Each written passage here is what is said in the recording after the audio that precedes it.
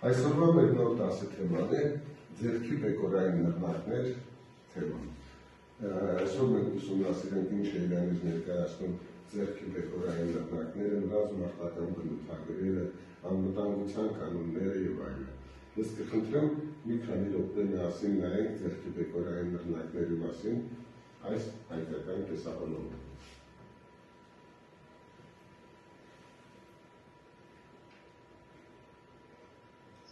Կարող ձեր մոտ տեսնելու ընթացքում որոշակի նշումներ կատարել։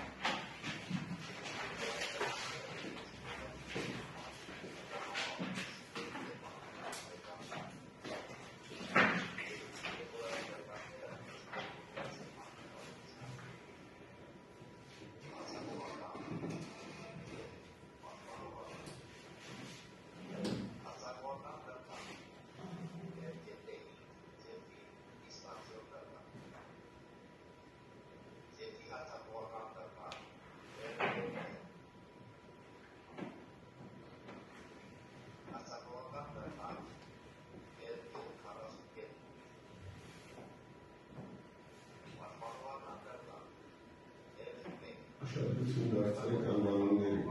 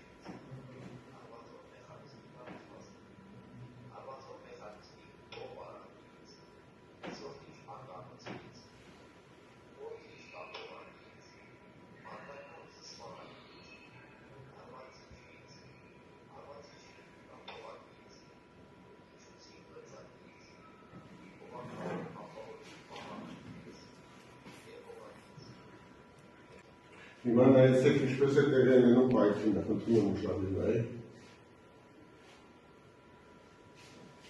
Կարողացեք,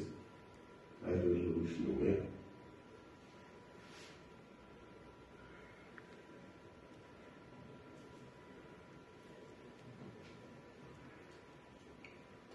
Պատկերացրեցիք։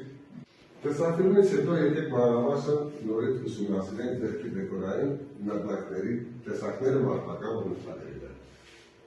Նայեք, ձեռքի բեկորային նռնակները հարցակողական, սա ձեզ ձեռքի բեկորային նռնակների օրինակ ռեգետը 5 դիստանցիոն գործունեության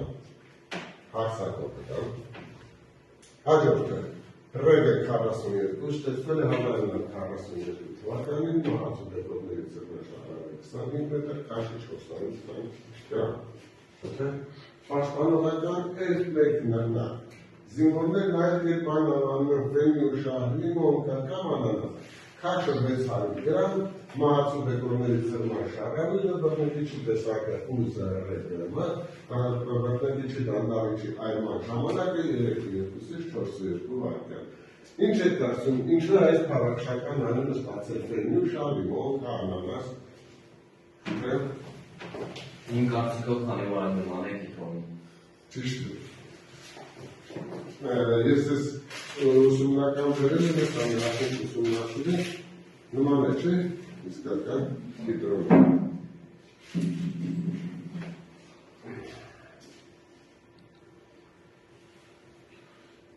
Սա արդեն հատուկ դեպքերի համար կարելի է ուսումնասիրել։ Ես ուզում եմ ձեզ ցույց տալ F1 ուսումնական նռնակը։ Սա ուսումնական նռնակ է, քաշը ինչպես նշեցինք 600 գրամ,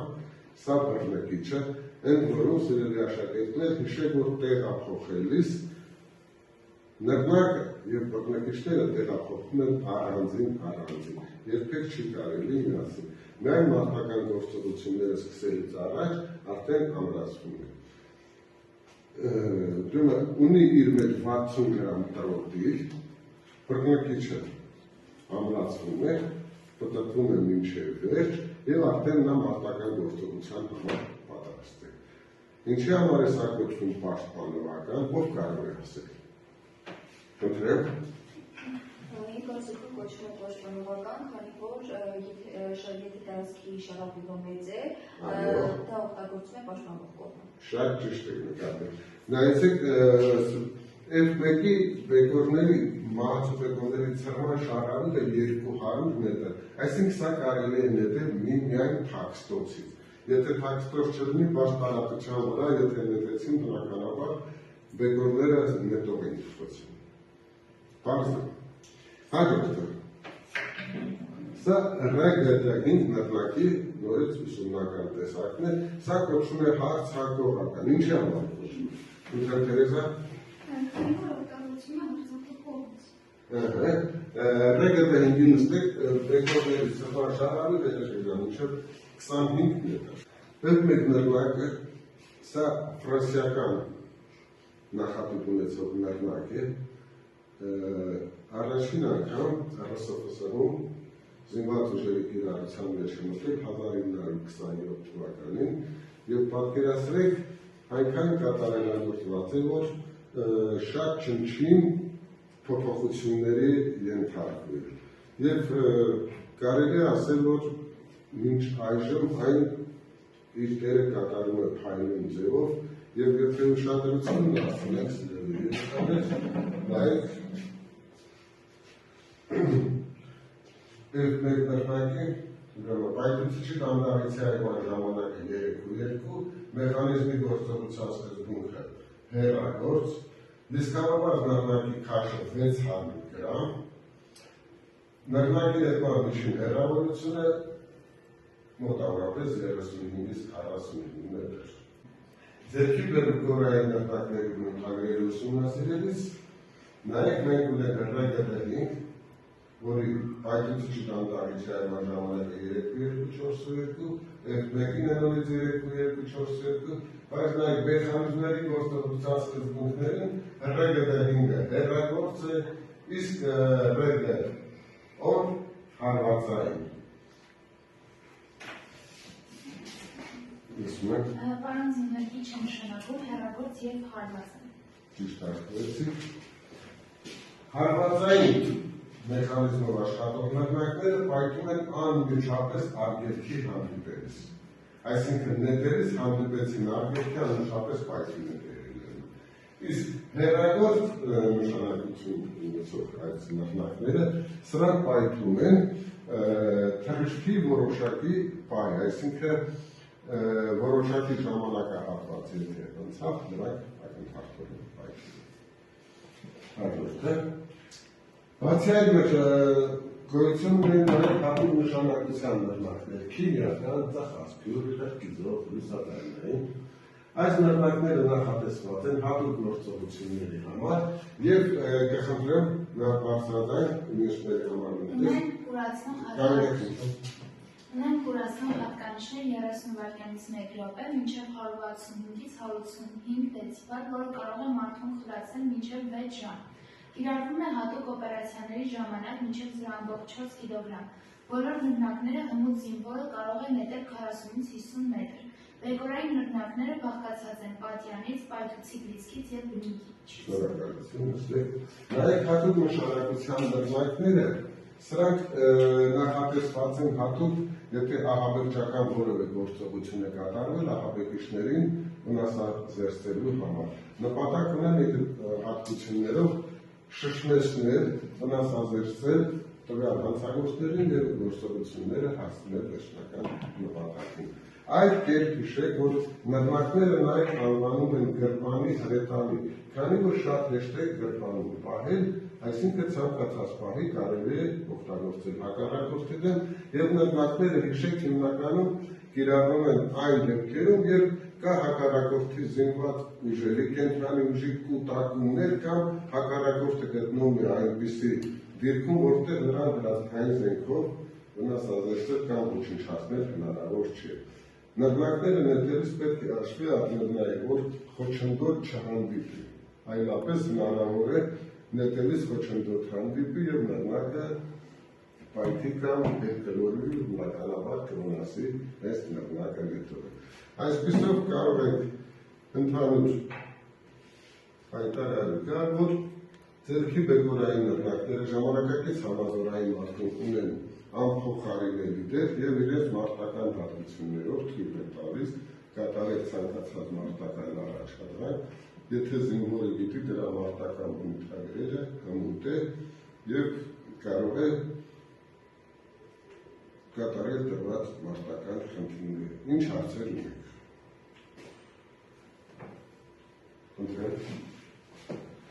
Պարոն Զիլեք, իսկ եթե օղակը քաշենք, կորպուսը սեղմած պահենք, այդ ժամանակ պայթի տեղի ունենա։ Ճիշտ հարցրեցի։ Հիմա նայեք սիրելիներս։ Սա արդեն պատրաստում նռնակ է, պատրաստ մարտական գործողություն։ Եթե քաշենք օղակը, ինչպես նայեցիք, թե սա ֆիլմում, ասերը, որ մի քիչ տանդայեցի, դեռ չի աշխատում։ Չի աշխատում։ Բավական է թողնել կորպուսից հեռացավ, արդեն 3:2, 4:2 վայրկյանը, որ սա արդեն այս ինտերվալում պայթյունը տեղի կունենա։ Մենք կարող ենք օղակը քաշել ու երկար ժամանակ պահել։ Պարզ է։ Այլ հարցեր։ Նույնպես տնային հանրահայտությունս կխնդրեմ ձեր աշխատանքային տետրերում նշումներ եք կատարում մարտական բնութագրերի տվյալները օգտվել համացանցից և նույն ժամին միասին նոր քննարկումներ